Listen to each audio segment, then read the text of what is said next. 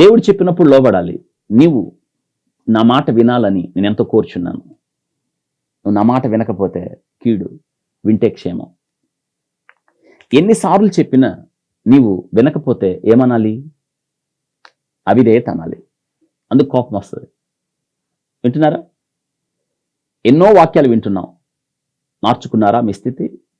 ఎన్నో వాక్యాలు వింటున్నాం. సరి చేయబడవలసిన రీతిగా సరి చేయబడుతున్నారా? ఈ వాక్యం నా కొరకే, నేను మారాలి అన్న మనసు మీకు వస్తుందా? మొదటి రాజుల గ్రంథం 11వ అధ్యాయం 9-10 వచనాలు. నీవు ఇతర దేవతలను వెంబడించవలదని అతను ఆజ్ఞాపించినను సొలొమోను హృదయం ఆయన యుద్ధ నుండి తొలగిపోయాను. మరలా తనకిచ్చిన ఆజ్ఞను అతడు గైకొనకపోగా యెహోవా అతని మీద కోపగించి అనే మాట చూస్తాం మనం. సొలొమోనుకు చెప్పాడు దేవుడు, నువ్వు చేసేది మంచిది కాదని.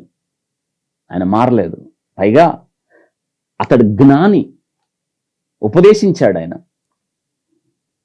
3,000 సామెతలు, 1005 కీర్తనలు, గోడలో పెరుగు హిస్సోపు మొక్క నుండి లెబనోను మీద దేవదారు వృక్షం వరకు రాసిన గొప్ప జ్ఞానవంతుడు ఆయన.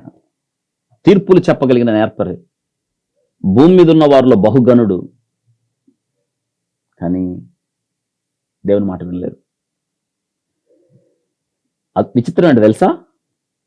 వింటే, దేవుని మాట వింటే ఏం జరుగుతుందో, దేవుని మాటకి వింటే, దేవునికి లోబడితే ఎటువంటి జీవితం వస్తుందో, ఎటువంటి ఆశీర్వాదాలు వస్తాయో, ఎటువంటి కృపకు పాత్రలు అవుతామో, భూమి మీద దేవునికి లోబడిన వారి జీవితాలు ఎంత ఘనంగా ఉంటాయో చెప్పాడు. ఆయన జీవించలా. చూసారా? చెప్పాడు కానీ ఆయన మాత్రం జీవించలేదు. ఇది నన్ను వాక్యం వింటున్నా మీరు? ఆయన మాట వింటున్నారా? ఒక అమాలేకీయుల విషయంలో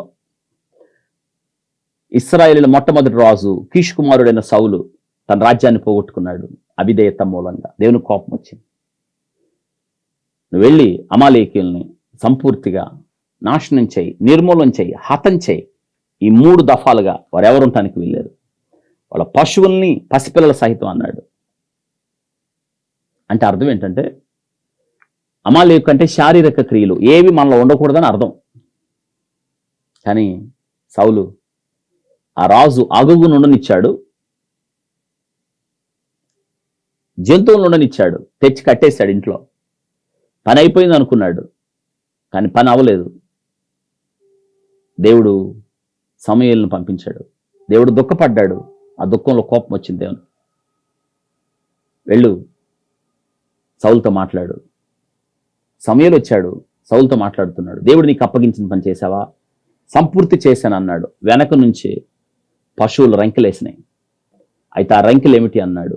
అప్పుడు అంటున్నాడు, సమర్థించుకుంటున్నాడు, అగా దేవునికి బలిద్దామని తీసుకొచ్చాను అన్నాడు. బలులు అర్పించుట కంటే మాట వినుట శ్రేష్టం కదా. నిన్ను ఇశ్రాయేలు మీద రాజుగా ఉండకుండా తీసేశాడు. నీకు బదులుగా నీ పొరుగు వానికి నీ సింహాసనం ఇచ్చాడు. అంతే. కవిదేత దేవుని కోపం వచ్చింది.